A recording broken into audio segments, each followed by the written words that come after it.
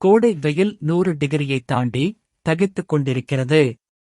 அதை தணிக்க என்ன செய்வதென்றே தெரியாமல் திண்டாடும் நிலையில் இருக்கிறோம்.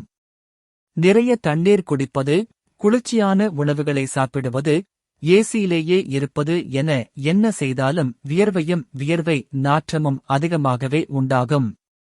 இதைக் கட்டுப்படுத்த கீழ்வரும் வழிமுறைகளை பின்பற்றலாம். கோடை காலத்தில் எடுத்துக்கொள்ளும் உணவுகளில் மிக மிக கவனமாக இருக்க வேண்டும். வெயில் காலம் தொடங்கியதுமே தண்ணீர்ச்சத்து நிறைந்த உணவுகளையும் உடலுக்கு குளிர்ச்சி தரும் உணவுகளையும் அதிகமாக சாப்பிட வேண்டும். முக்கியமாக உடல் சூட்டை அதிகப்படுத்தும் காரமான உணவுகள், கார்பனேட்டட் பானங்கள், வறுத்த மற்றும் பொரித்த உணவுகள் ஆகியவற்றை முற்றிலும் தவிர்க்க வேண்டும். தினமும் காலை எழுந்ததும் குளிர்ந்த நீரில் குளிப்பது மிக நல்லது.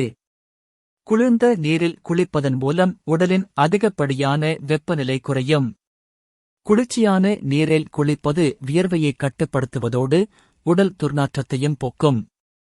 முடிந்தவரையில் கோடை காலத்தில் காலை, மாலை என 2 வேளையும் குளிர்ந்த நீரால் குளிப்பது நல்லது. பொதுவாக குளித்தவுடன் வியர்வையும் துர்நாற்றமும் ஏற்படாமல் இருக்க டால்கம் பவுடர்கள் பயன்படுத்துவோம். ஆனால் வெயில் காலத்தில் வியர்வை அதிகமாக வெளிவரும்.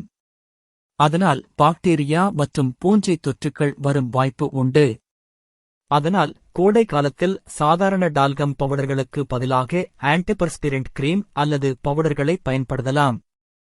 இதன் மூலம் வியர்வையும் அதனால் ஏற்படும் பிரச்சனையும் குறையும்.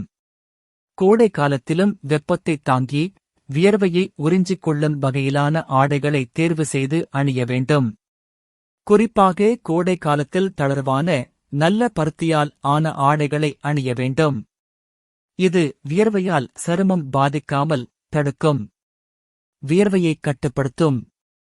அதிகப்படியான வியர்வையை கட்டுப்படுத்த வெப்பச்சலனமுள்ள காற்றை விட குளிர்ந்த காற்றில் இருப்பது அவசியம். ஒன்று இயற்கையான மரத்து நிழலில் இருக்கலாம். அதற்கு எப்போதும் சாத்தியம் கிடையாது. அதனால் மின்விசிறி, ஏர் கண்டிஷனிங் உள்ளிட்டவற்றை பயன்படுத்த அதிகப்படியான வெப்பத்தையும் வியர்வையையும் குறைக்க முடியும். வெயில் காலத்தில் வியர்வையை கட்டுப்படுத்துவது மட்டுமல்லாமல் உடலின் வெப்பநிலையையும் கட்டுக்குள் வைத்திருக்க உடலை நீரேற்றத்துடன் வைத்திருக்க வேண்டும். அதற்கு நிறைய தண்ணீர் குடிக்க வேண்டும். நிறைய தண்ணீர் குடித்தாலே உடல் சூடு குறையும். வியர்வை உற்பத்தியும் குறையும். கோடை காலத்தில் உடலை நீரேற்றத்துடன் வைத்திருக்க தண்ணீருடன் சேர்ந்து உணவும் முக்கிய பங்கு வகிக்கிறது.